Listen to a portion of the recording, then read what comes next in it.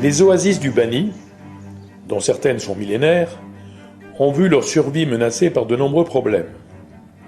La maladie du bayoud, qui affecte les meilleures variétés de palmiers dattiers, l'ensablement ou la salinité, qui réduisent l'espace cultivable de certaines oasis. Mais la menace la plus grave pour leur survie a été la succession de nombreuses années sèches au cours des 40 dernières années, provoquant le rabattement des nappes et entraînant le tarissement des sources d'eau qui alimentaient la plupart des oasis traditionnelles.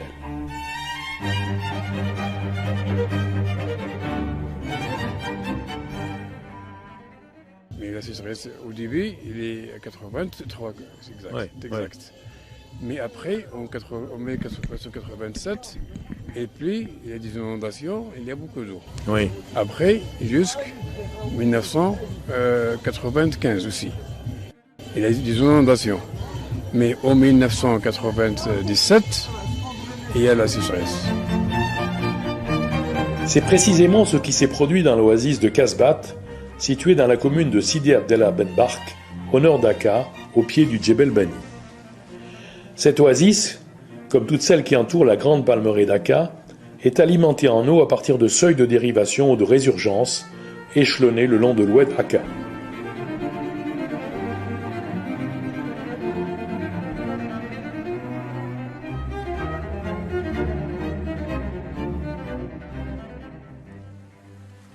L'eau ensuite est conduite par des séguias jusque sur le territoire des villages.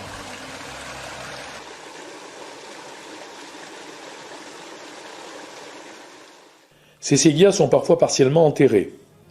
Par ailleurs, les crues périodiques de l'oued peuvent les dégrader, ce qui entraîne alors d'importants travaux de curage. Les habitants de Kasbat possèdent des droits d'eau dans deux séguias. La première, Ain Jdid, qui débute par une dérivation sur l'oued Aka, a un débit très fluctuant selon les années, alors que la seconde, Ain Bouchaïm, qui est alimentée par une résurgence, est beaucoup plus régulière.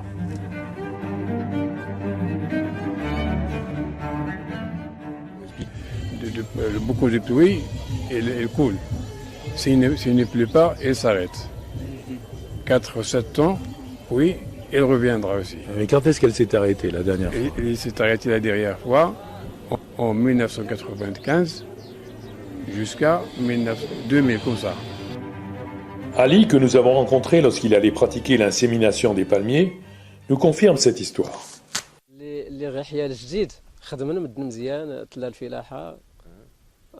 تقال الخضرت قبل المسيره غير المسيره نيت الايام المسيره يحلى الجديد وخلاص بخير 10 سنين 12 عام يموت الجديد مدنا ارسينا مان الجديد كان كله اسيف ولو فينا ماني واللي وري لك مهاتي صغري كرانت فعلا قورنا اللي خدا يحيى الجديد غيلا يمكن يستغلها.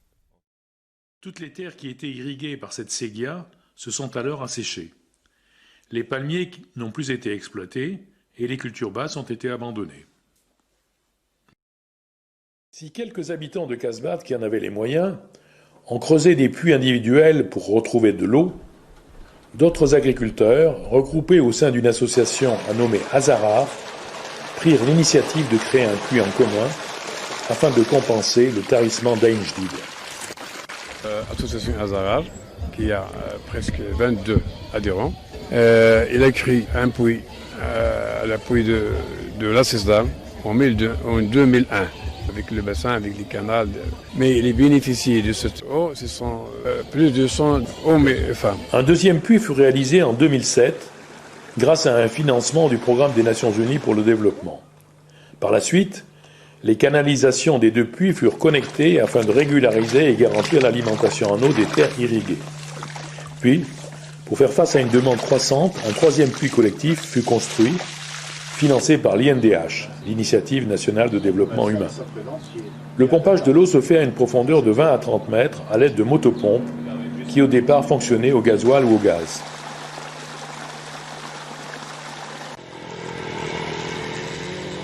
Grâce à la Seine, les Goadiers, réputés pour sa compétence et sa disponibilité, l'association assure la gestion du réseau et la distribution de l'eau.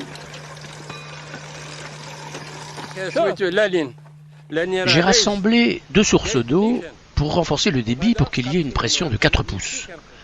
La ligne passait tout droit, mais j'ai préféré la rediriger pour qu'il y ait assez de pression.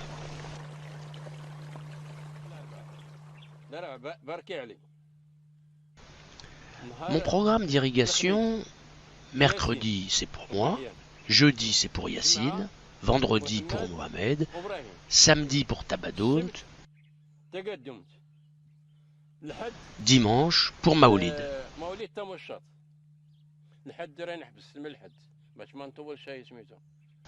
Je ne prends pas plus de rendez-vous. J'ai décidé d'arrêter le dimanche. Chacune de ces personnes a droit à 6 ou 7 heures d'arrosage. Mais s'il n'y a pas de soleil, le bassin ne se remplit pas, je fais un rattrapage le jour suivant. J'ai tout ça en ordre sur cette feuille. Tout le monde me remercie pour ma méthode et me fait confiance.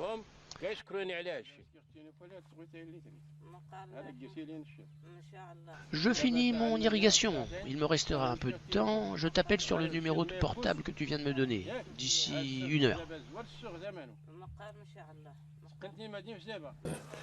Notons que ce nouveau système de distribution de l'eau, à partir de pompage collectif, est bien différent de celui existant pour la Séguia Ain Jdid, où la distribution de l'eau ne bénéficie qu'à ceux qui ont des droits d'eau sur cette Séguia. Droits d'eau généralement hérités du passé et fortement morcelés au fil des successions. Le pompage collectif permet de corriger les inégalités entre les familles. La disponibilité en eau offerte par les puits construits à Kasbat a permis la reconquête d'une grande partie des terres abandonnées à la suite du tarissement d'Ain Jdid. C'est ainsi que près de 30 hectares ont pu être récupérés, sur lesquels ont été créés des jardins familiaux. Dans chacun d'entre eux, on retrouve l'ambiance et la formidable diversité végétale de l'oasis.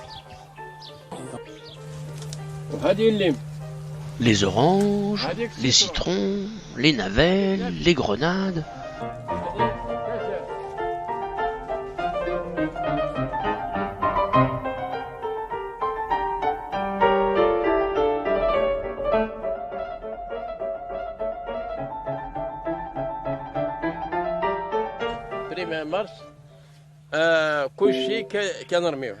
En mars, ou plutôt au printemps, on trouve en fait de tout.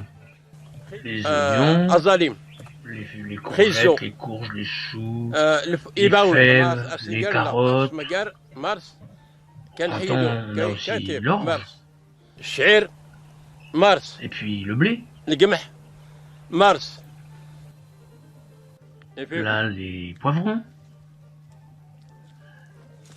Les cucurbitacées, le maïs, les petits pois, les fèves, tout ça c'est au printemps. Tous les légumes, on les retrouve au printemps.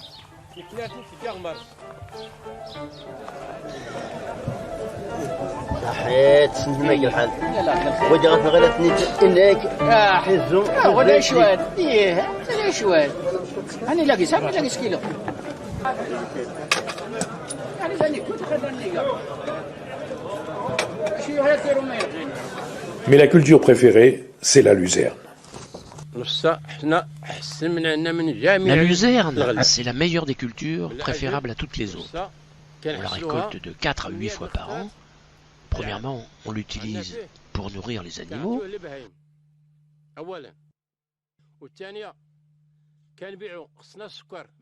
Deuxièmement, on peut la vendre pour acheter au souk du sucre, de la viande, de l'huile, tous les produits indispensables. Il me reste de la luzerne, je la donne aux animaux. Et celui qui ne vend pas de luzerne, c'est qu'il a des animaux, et notamment des vaches. Tu la récoltes jusqu'à 8 fois par an. Et l'orge, une seule fois. Le blé, pareil, une fois. La luzerne nous permet de faire toutes sortes d'achats au souk. Et ces semences se vendent très cher. 1500 dirhams le demi-moud. Moi, j'en fais 2 fois par an. La luzerne est donc une véritable bénédiction pour les oasis, car non seulement elle améliore la fertilité des sols et nourrit les animaux du village, mais sa vente au souk, pour satisfaire les besoins de l'élevage domestique urbain, est très rémunératrice. Un hectare peut ainsi rapporter 20 000 dirhams.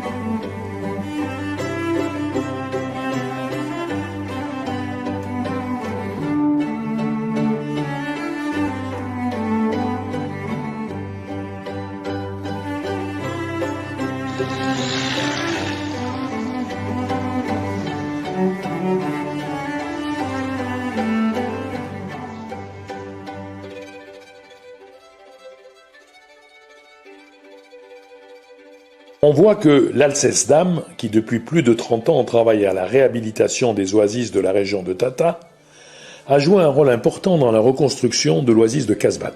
Mais compte tenu de l'existence et du renforcement des institutions publiques en charge du développement des zones oasiennes, on est en droit de se demander quel peut être le rôle d'une ONG comme l'Alcesdam. L'analyse de ces interventions à Casbah nous fournit en partie la réponse à cette question. Tout d'abord, ayant comme principe de ne travailler à la réhabilitation des oasis qu'avec des collectifs, l'Alcesdam a favorisé la constitution de nombreuses associations, comme l'association Azarar à Casbah.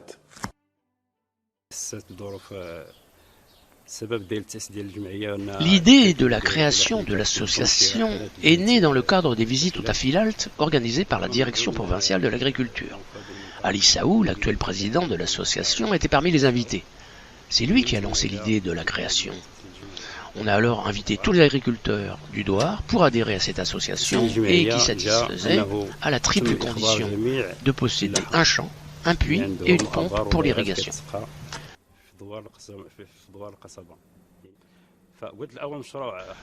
L'association est créée en 1998. Au départ, on n'avait pas d'endroit pour se réunir, puis on a loué un garage. On a ensuite construit un local et réfléchi à des projets.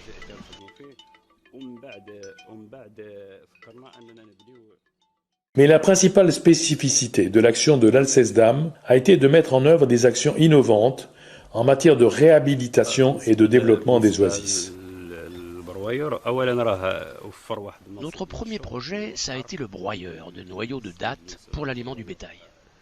C'est un projet qui nous a permis de créer un poste de travail permanent et c'est la même personne qui en est responsable depuis l'année 2000. Ce projet a été initié par la TPA en partenariat avec l'Alcesdam. L'intérêt, c'est qu'avant, c'était les femmes qui broyaient les dattes manuellement avec un pilon en pierre. L'hiver, elles avaient des crevasses aux mains à cause du froid.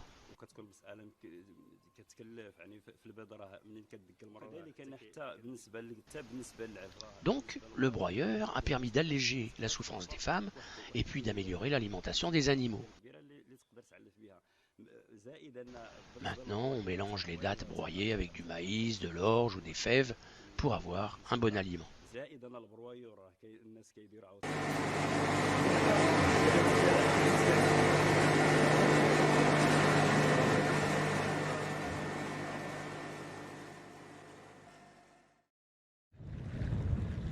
Autre action innovante, initiée par l'Alcesdam dès 2012, l'équipement en panneaux solaires des puits collectifs afin de relayer le pompage par moteur thermique plus coûteux. Coût de l'opération, 400 000 dirhams, financé par la coopération avec Monaco. En 2008-2009, on a réalisé un nouveau projet. Il s'agissait de la création d'un deuxième puits équipé d'un château d'eau, d'un moteur et d'une pompe. Et 6 ans après, on a installé les panneaux solaires. Tous ces projets ont été réalisés avec l'Alcesdam. Au début, c'était difficile, mais le nombre de bénéficiaires a toujours été en augmentation et c'est ça qui garantit la durabilité de ce projet.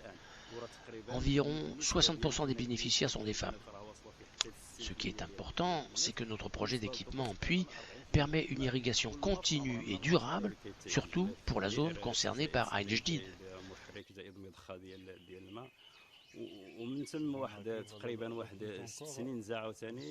Et pour la zone de Bouchaïn, arrosée par la résurgence au débit plus régulier, les agriculteurs achètent néanmoins 50% de leurs besoins en eau à partir du nouveau puits.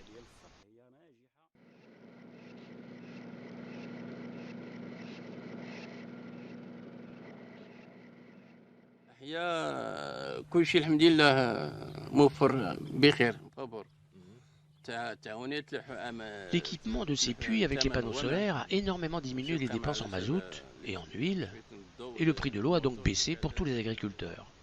L'heure d'irrigation qui coûtait avant 400 rials, c'est-à-dire 20 dirhams, avec le moteur à gasoil, est descendu à 320, puis maintenant 300 rials, 15 dirhams.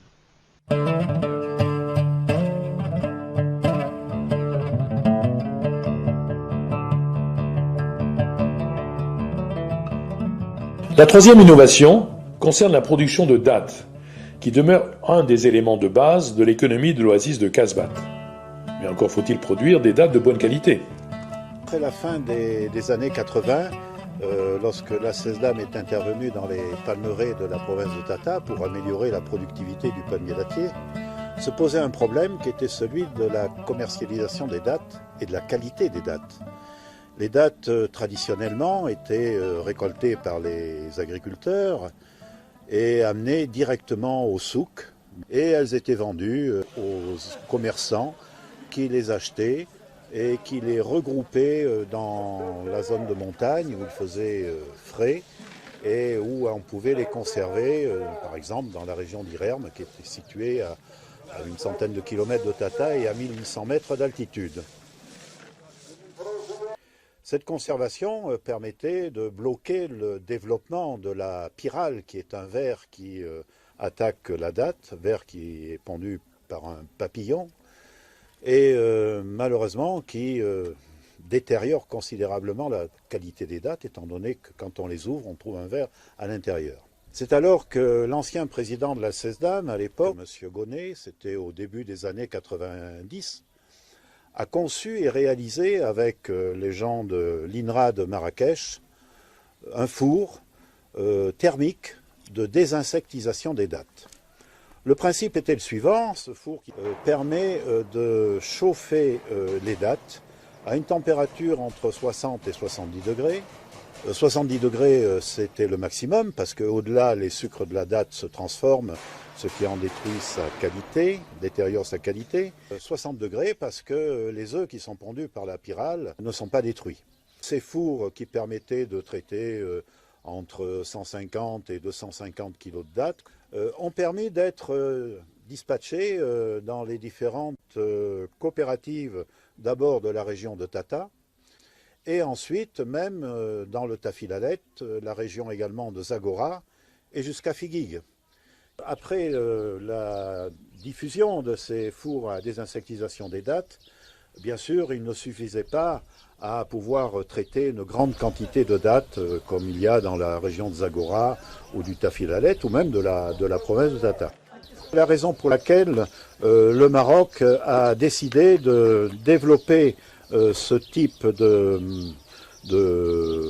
stations de conditionnement des dattes, cette fois-ci de véritables stations de conditionnement des dattes, afin de pouvoir traiter une plus grande quantité de dattes. La création de ces centres de conditionnement s'est effectuée à partir des associations qui avaient été formées par la SESDAM.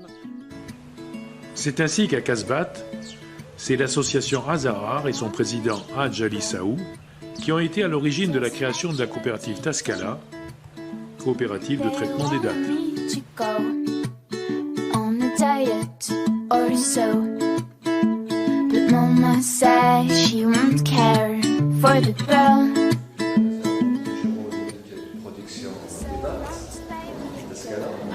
L'unité a été créée depuis 2011. Donc, construite selon des formes, ce qu'on appelle la marche en avant.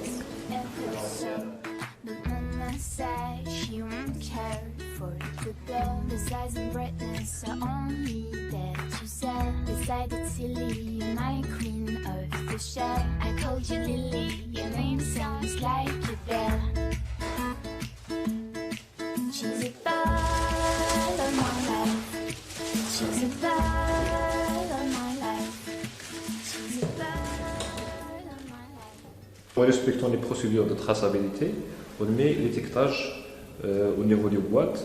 Vous voyez ici le numéro de lot. Donc il se réfère au code de producteur, la date et la campagne agricole. Ici c'est le nom de la variété. et également les dates de production et d'expiration.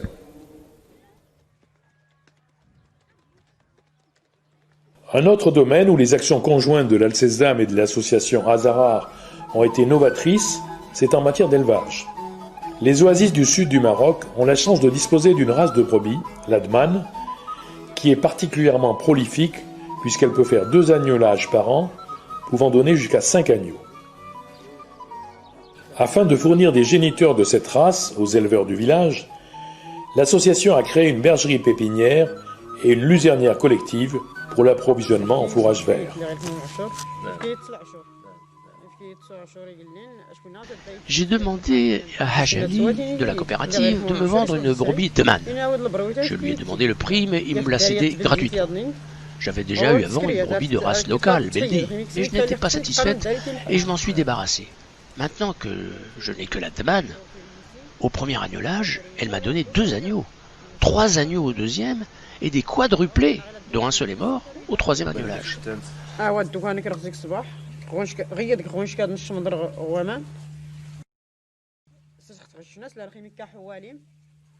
Pour la nourriture, la nuit je prépare les rations du matin, c'est de la pulpe de betterave séchée que je mets dans l'eau, du son, de l'orge, du pain dur, je mélange tout, et puis du foin. C'est pour le matin.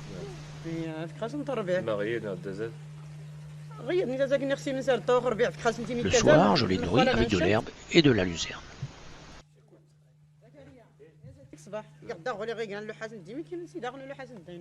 Lors de la fête de l'Aïd el-Hadda, si je dispose de 3 agneaux engraissés, j'en vends un et je donne les 2 autres à mes fils. Si j'en ai qu'un, je le garde pour mes enfants.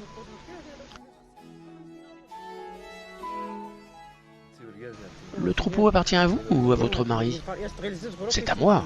Je peux le vendre sans son accord. Il n'a aucun droit dessus. Mais je dois me débrouiller toute seule, excepté pour l'irrigation de la luzerne. Une jeune brebis comme ça coûte 10 000 rials, 500 dirhams. Oui, la petite. Et une adulte, 20 000 rials, 1000 dirhams. Dans ce travail de réhabilitation des oasis, les actions de l'Alcesdam ne se sont pas limitées au seul domaine agricole. En dehors de ce secteur, 2 initiatives ont eu un impact important. La première a été la création de foyers féminins permettant la fabrication de produits artisanaux, mais surtout offrant la possibilité d'une formation préscolaire aux petits-enfants de l'oasis, comme on peut le voir à Kasbah. Ces foyers ont pour but de fournir une zone d'artisanat aux femmes où elles puissent se rencontrer et pendant ce temps-là, zone de préscolarisation pour les enfants en âge préscolaire.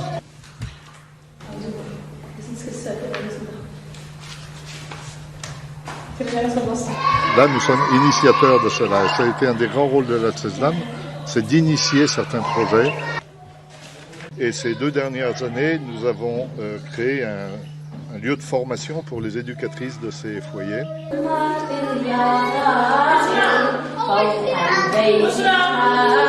La deuxième initiative en dehors du secteur agricole a été la distribution de vélos aux garçons et aux filles habitant loin des écoles, afin de favoriser leur scolarisation, notamment celle des filles. Depuis près de 15 ans, plus de 1500 vélos ont été distribués et cette action a certainement contribué au taux particulièrement élevé de scolarisation de la province de Tata.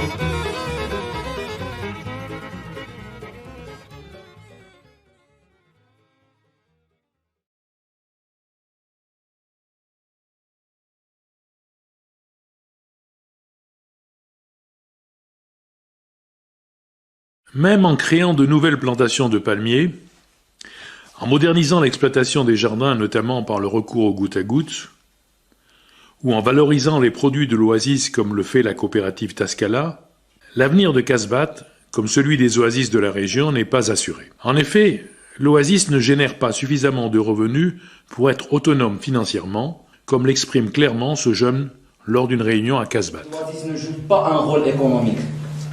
Il ne crée pas de la valeur. C'est ça le problème des jeunes. Il faut que l'oasis crée de la valeur économique pour qu'ils puissent empêcher les gens à immigrer, à chercher de l'emploi ailleurs.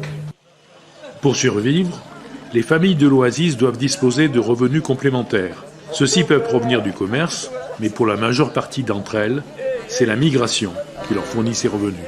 Au cours du temps, cette émigration a beaucoup évolué. Avant l'indépendance, c'est l'émigration en Algérie qui était dominante.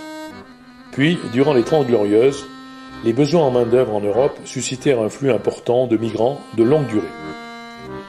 Les douars les plus reculés de l'anti-Atlas ont largement contribué à cette émigration internationale, comme l'attestent les imposantes maisons construites avec l'argent de l'émigration.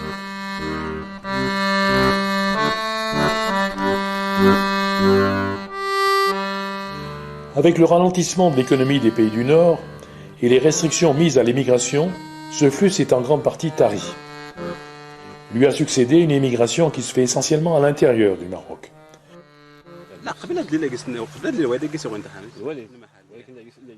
À Sefrou, avant que mon père n'y parte, il y avait déjà des gens du douar qui avaient des affaires là-bas. Donc c'est là-bas qu'il est allé chercher du travail, et puis il a monté sa boutique, et ça marchait bien, et il revenait à Akka de temps en temps. Et maintenant, pour nous, ça va bien. On est parti vivre à Sefrou, et avec mon frère, on alterne. Moi, je vais là-bas, 1 an. Lui, ensuite, me remplace, 1 an. On manque de rien. Donc, tu emmènes toute ta famille à Sefrou, et tu tiens l'épicerie là-bas. Et tu restes 1 an, et ensuite, tu fais l'échange avec ton frère, qui, lui, reste ici à Akka pour les travaux agricoles. Et les enfants sont avec toi là-bas. Ce sont une famille, c'est-à-dire il y a le père, la mère et des frères. Tu vois, dans la même maison. C'est pour cela qu'il ne faut pas immigrer tout le monde et laisser leur patrimoine, une agriculture, un animal. Ils s'occupent une année d'ici, de ce patrimoine d'ici, et l'autre s'occupe du patrimoine là-bas. Les gens émigrent un peu partout, à Rabat, à Meknès, Casablanca, Agadir, partout, tout le Maroc. Mais vers l'étranger, non, il y a peu d'émigrés de Casbat qui sont partis. Mais bon, par ailleurs, s'il y avait du travail ici, bien sûr, moi je préférerais rester là.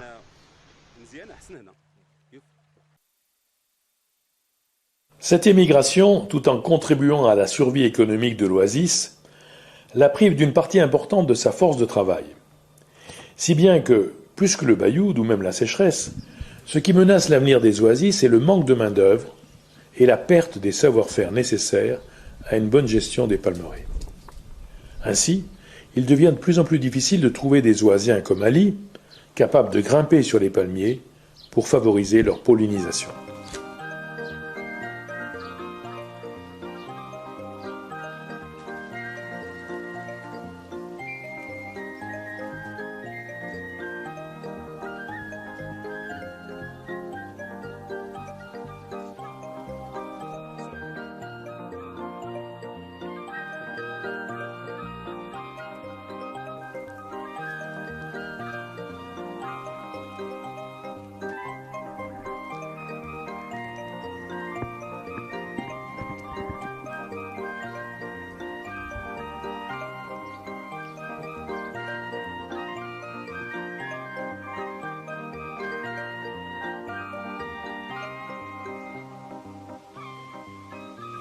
Ces évolutions nécessitent de repenser le fonctionnement des oasis pour y intéresser les nouvelles générations comme s'efforce de le faire la commune de Casbat Sidi Abdellah Benbark en créant une association des jeunes que nous présente Zakaria, son président. En 2015, sur l'initiative d'un ensemble de jeunes, ils sont licenciés et ils n'ont pas encore trouvé le travail.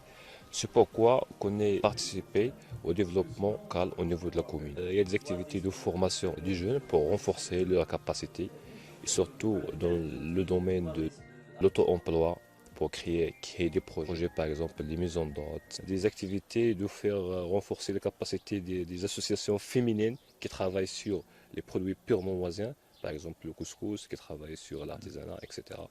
Donc ce genre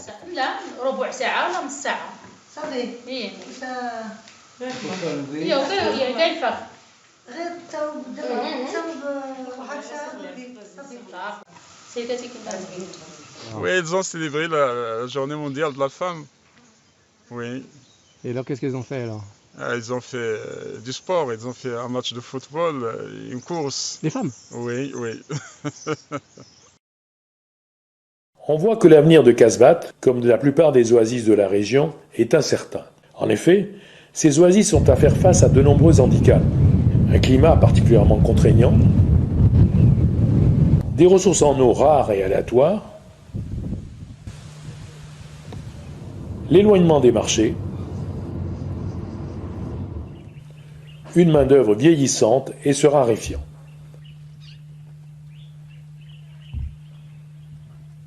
C'est les femmes qui sont le premier acteur dans les oasis.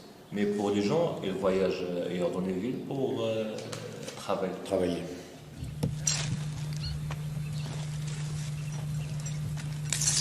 Tous ces handicaps font que la survie des oasis ne pourra être assurée que grâce à la solidarité financière avec des régions plus favorisées du pays, à l'instar de ce que fait la politique agricole commune en Europe pour les zones difficiles.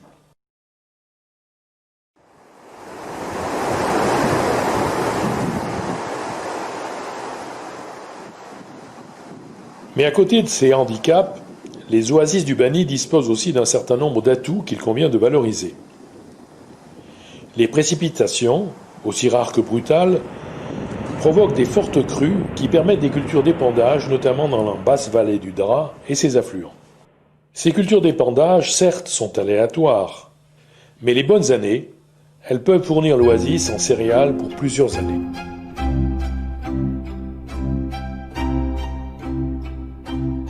Ces oasis sont aussi des agro-écosystèmes présentant une grande biodiversité concernant aussi bien les variétés de dattes, les cultures maraîchères et de décrue,